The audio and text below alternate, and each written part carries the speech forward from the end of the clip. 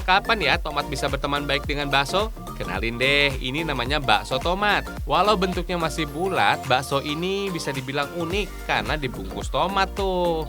Kolaborasi ini bisa menghasilkan rasa segar dari kuah dan tomat, serta rasa gurih yang dihasilkan dari bakso. Hebatnya lagi, bakso ini bisa jadi obat sariawan yang efektif saat dikonsumsi. Meskipun dibungkus tomat, rasa bakso nggak asam seperti rasa tomat biasanya kok. Rasa asli daging sapi masih terasa di setiap gigitannya kok. Tapi fams, hanya tomat berukuran besar saja yang bisa dijadikan bakso. Inovasi bakso ini biasa disebut dengan monocrot. Sebelumnya, biji tomat harus dikeluarkan sampai bersih. Tomat harus ditusuk dan diberi ruang saat direbus. Tujuannya supaya matangnya rata, fams. Fams, ada dua jenis daging yang harus digunakan. Ada daging halus dan daging urat. Kedua daging giling ini sudah diberikan bumbu dan tepung tapioka untuk memberikan sensasi kenyal. Secara penelitian, tomat termasuk dalam golongan buah. Soalnya di dalam tomat terdapat biji tuh. Kalau dilihat dari penggunaannya, tomat juga bisa masuk dalam golongan sayur. Soalnya tomat juga bisa digunakan sebagai pelengkap makanan, seperti sambal, saus, atau campuran aneka sayuran lainnya. Dalam satu mangkok terdapat juga bakso gepeng, bakso halus dan urat, komplit, dan bikin kenyang, fams.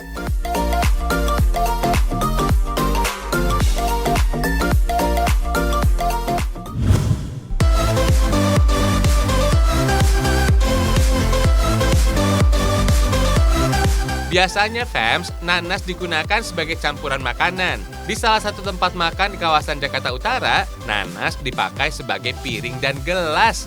Unik ya. Fams, nanas mengandung vitamin C yang tinggi. Bagus tuh untuk daya tahan tubuh. Cocok disantap ketika pandemi COVID-19 yang belum selesai. Kalau kalian punya masalah sakit mah, sebaiknya jangan terlalu banyak mengkonsumsinya ya. Soalnya bisa memicu peningkatan asam lambung. Untuk menu yang disajikan cukup bervariasi, mulai dari olahan ayam sampai sapi. Kenalin ya, olahan sapi yang dinamakan gyutandon. Menu ini semacam masakan khas Jepang yang menyelimuti nasi.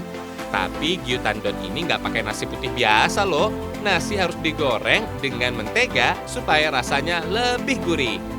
Biasanya fams, gyutandon memakai lidah sapi. Kelihatannya emang agak aneh sih. Setelah diolah, lezat banget. Tekstur daging juga empuk banget, sama kayak daging sapi.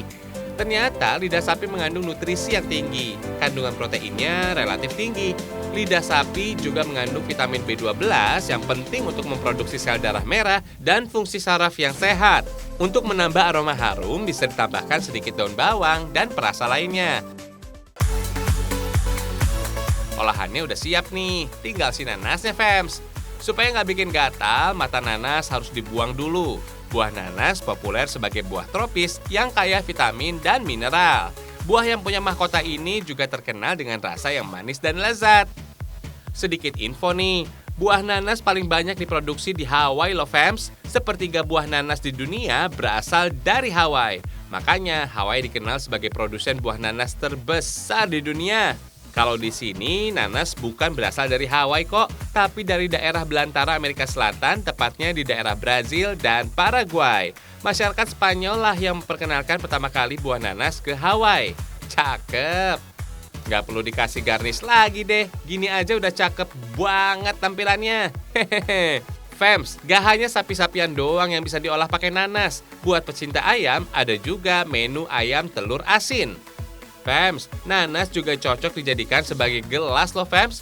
Berbeda dengan piringnya, gelas ini tidak dibelah menjadi dua bagian secara vertikal, fams, melainkan secara horizontal dan memanfaatkan daun nanas sebagai tutupnya. Unik banget ya.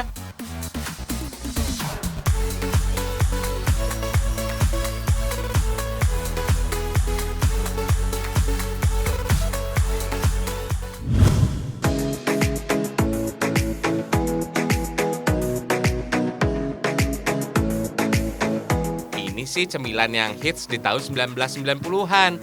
Jajanan ini dikenal dengan istilah milidi karena bentuknya yang unik. Cemilan tradisional ini layak disebut sebagai kudapan legendaris. Si panjang yang dulu cuma ada rasa gurih dan pedas ini sekarang mulai bertransformasi dengan rasa dan warna yang makin beragam. Bahan dasar yang dipakai ada tepung sagu dan tepung terigu protein tinggi fams. Hasilnya bisa jadi keras kayak lidi beneran.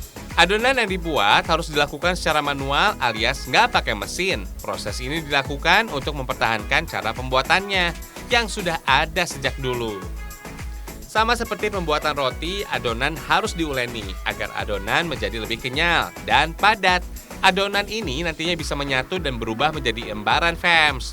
Proses ini harus dilakukan secara berulang sampai mendapatkan hasil yang maksimal. Dulu fams, mie dibuat secara manual hingga menjadi lembaran-lembaran tipis panjang. Pada tahun 700-an, baru deh ditemukan mesin pembuat mie berukuran kecil dengan menggunakan alat mekanik. Evolusi pembuatan mie terus berkembang secara besar-besaran fams. Pada tahun 1854 mulai berhasil membuat mesin pembuat mie mekanik yang dapat memproduksi mie secara massal. Keren ya! Fams, perbedaan mie lidi dan mie pada umumnya ada pada proses pengeringannya. Proses pengeringan bisa dilakukan dengan cara dijemur di bawah terik matahari atau mesin oven. Mie harus dijemur hingga tekstur jadi kering. Cara ini fams bisa membuat mie jadi tahan lama. Soalnya nggak ada kandungan air sama sekali, sehingga bisa menghambat perkembangan bakteri pembusuk. Di negeri tirai bambu, mie menjadi simbol kehidupan yang panjang. Bentuknya yang panjang dan tidak mudah putus, sebagai gambaran harapan umur panjang. Mie yang baru kering kemudian dipotong supaya mudah digoreng dan mudah dikonsumsi. Lalu mie lidi harus dimasak dengan api sedang. Saat bertemu dengan minyak panas, mie harus digoyang-goyang supaya tekstur mie tetap lurus. Kalau telat, bisa-bisa mie yang dihasilkan bengkok tuh. Camilan yang biasa disebut dengan mie nyerah ini punya 7 pilihan rasa. Mulai dari rasa rumput laut, keju, barbecue, dan masih banyak lagi. Sayangnya, belum ada yang berhasil memecahkan kapan mie lidi ini diciptakan. Yang jelas, camilan ini jadi jajanan wajib saat di bangku sekolah dulu ya. Hehehe. Fams, mie lidi dari kota Garut ini sudah ada sejak tahun 2013. Kalau mie lidi dengan berbagai rasa sudah dipasarkan jadi oleh-oleh khas Garut. Satu bungkus mie lidi dibanderol dengan harga Rp15.000. Dijamin bisa mengobati rasa kangen jajanan tempo dulu deh. Hehehe.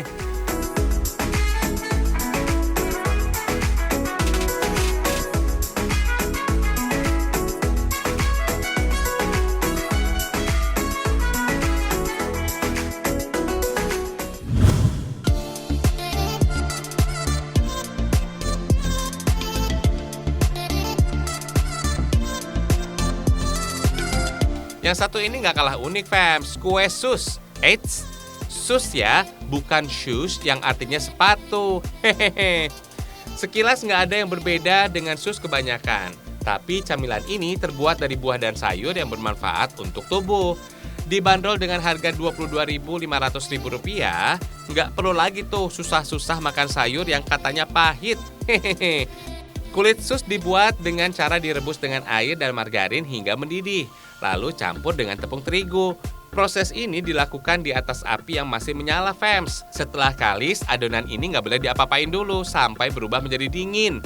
Kemudian tambahkan telur yang kaya omega 3 dan keju cheddar sebagai sumber protein hewani. Sebaiknya telur ditambahkan ketika adonan sudah dingin.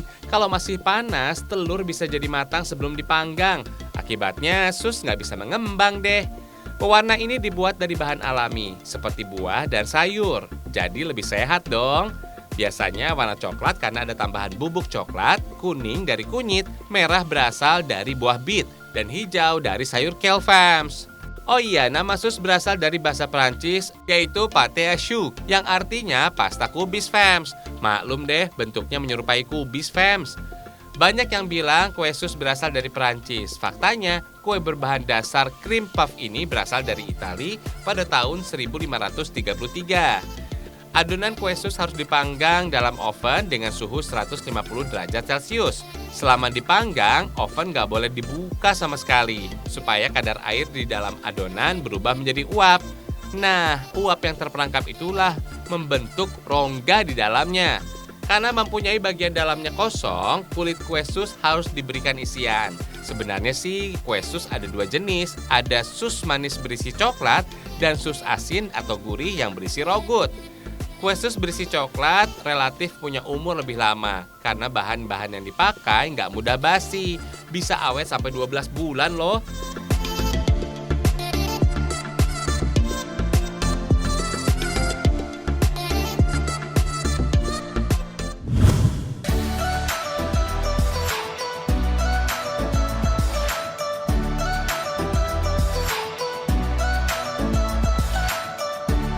Ini namanya kue bulan, Fems. Itu loh kue khas Tionghoa yang biasa disajikan ketika festival musim gugur yang dirayakan setiap tahun. Kue bulan ini bisa dibilang spesial karena berjudul 1000 lapis. Katanya sih kue bulan ini disebut sebagai kue nenek moyangnya bakpia loh. Kita buktiin yuk. Kali ini kita bikin kue bulan atau mooncake kekinian aja ya. Kue bulan tradisional dari negeri tirai bambu ini bentuknya bulat, Fems. Bentuk bulat jadi lambang persatuan keluarga. Maklum, perayaan ini menjadi momen berkumpulnya keluarga. Seiring berkembangan zaman, kue bulan bentuknya makin bervariasi. Rasa kue bulan ini manis dan sedikit berminyak. Kalau yang paling terkenal sih ada kuning telur asin sebagai isiannya. Telur asin ini mengandung protein dan vitamin A yang tinggi. Baik banget tuh menjaga kesehatan mata. Adanya kuning telur asin ternyata menyimpan makna, Fems. Telur asin menyimbolkan bulan purnama dan uang emas. Dalam budaya Tionghoa, segala jenis perayaan biasa dihubungkan dengan kesejahteraan, kemakmuran, dan hal yang positif. Selain kuning telur asin, ada juga taro alias talas sebagai isiannya, Fems. Jenis umbi-umbian ini juga memiliki rasa yang manis dan aroma yang wangi setelah dikukus. Ubi ungu memiliki antosianin yang memberikan warna ungu cerah. Oh iya, penelitian menunjukkan kandungan antosianin pada ubi ungu ini bisa mengurangi tekanan darah dan peradangan. Bisa juga melindungi diri dari penyakit kanker dan diabetes tipe 2, Fems. Di berbagai negara, festival musim gugur biasanya mengikuti waktu di Tiongkok, Fems. Di Indonesia, kue bulan dikenal dalam bahasa Hokkien Gue Pia. Tradisinya tetap menyantap kue bulan ini kok. Oh iya, perayaan Moon Festival di Tiongkok udah ada sejak ribuan tahun lalu, tepatnya 256 sebelum Masehi. Masih belum selesai nih, lanjut bikin adonan lemak, Fems. Oh iya, ada yang bilang kue bulan ini bakpia dengan versi yang mahal. Maklum, proses bikin hasil jadinya emang mirip. Bedanya bahan yang dipakai untuk kue bulan lebih premium. Kemudian kue bulan di Indonesia makin beradaptasi menjadi pia. Kalau dialek Hokkien disebut ping. Pokoknya makanan sejenis ini dinamakan pia, termasuk bakpia yang ada di Jogja dan Semarang. Pia di Indonesia ini mengadaptasi dari suju dan Teochew style mooncake dengan kulit yang lebih crispy dan flaky. Awalnya sih lapisan-lapisan ini diberi campuran lemak babi. Kemudian ditemukan bahan penggantinya yang bisa menciptakan efek lapis-lapis. Fems, kue ini punya kelebihan dengan tekstur yang garing dan renyah, cocok disantap bagi kalian kaum milenial. Kerennya lagi, kue 1000 layer ini bisa awet hingga 1,5 bulan karena teksturnya kering. Kue bulan memiliki harga yang relatif mahal karena menyimbolkan kemakmuran dan reuni keluarga. Umumnya diberikan kepada orang yang dianggap istimewa. Selamat makan!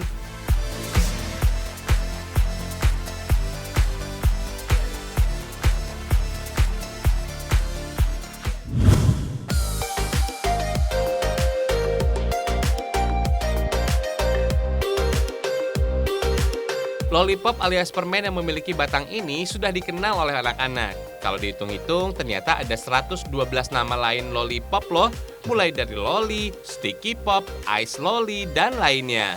Kata lollipop pertama kali digunakan pada pertengahan tahun 1780-an.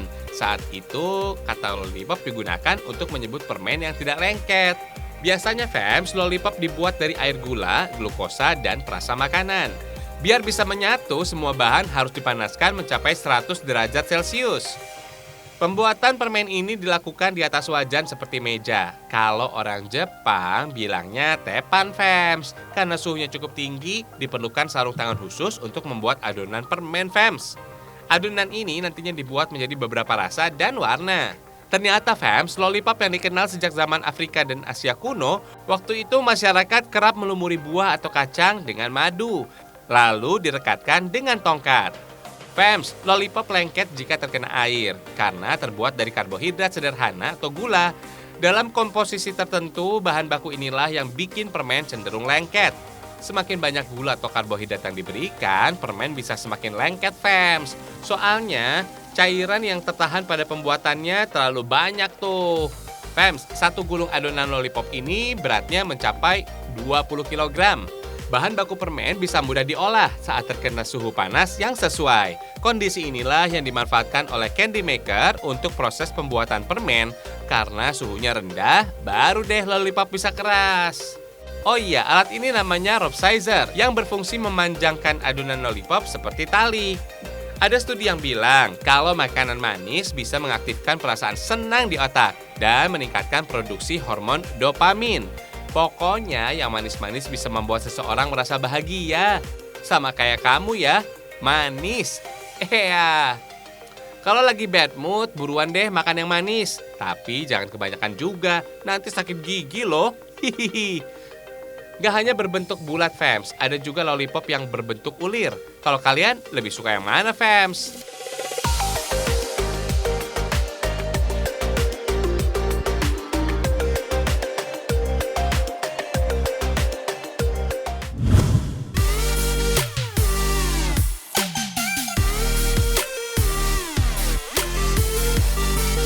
Bandung emang surganya kuliner, fams. Wisatanya juga berbenah dan bikin kita selalu ingin liburan ke sana ya.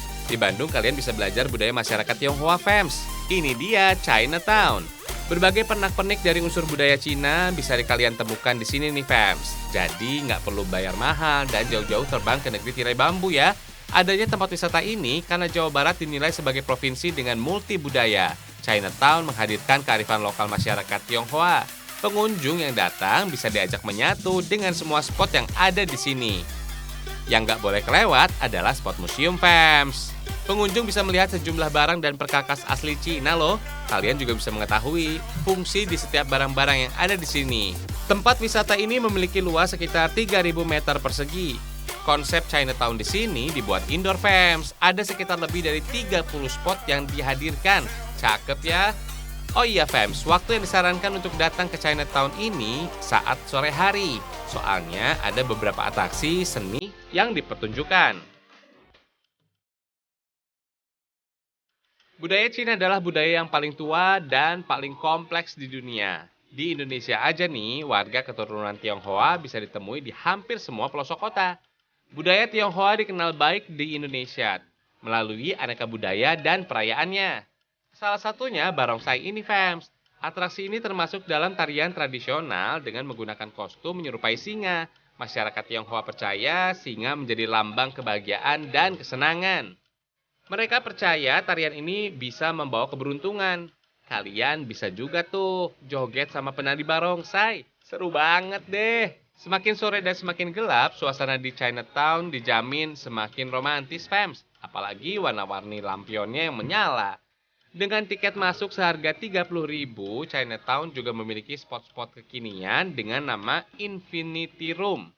Ruang kaca-kaca kecil dengan hiasan kelap-kelip lampu benar-benar bikin wisata makin berkesan, fams. Fams, masih ada yang seru nih. Pengunjung juga bisa menyewa baju khas permaisuri Cina. Cukup membayar sekitar 75 hingga 150.000 rupiah aja kok. Kalian bisa didandani bak putri raja. Kurang otentik apa nih, fams? Pengunjung juga bisa kulineran khas ala masyarakat Tionghoa. Tenang, fams, semua makanan di sini dipastikan halal karena menjunjung tinggi budaya Indonesia yang mayoritas masyarakatnya adalah Muslim.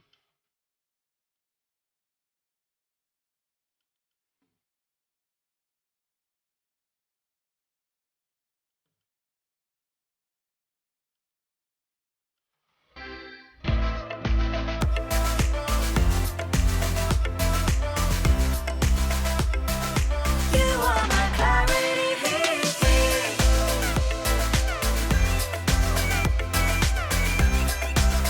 Fams, menarik banget ya liputan tentang hari ini.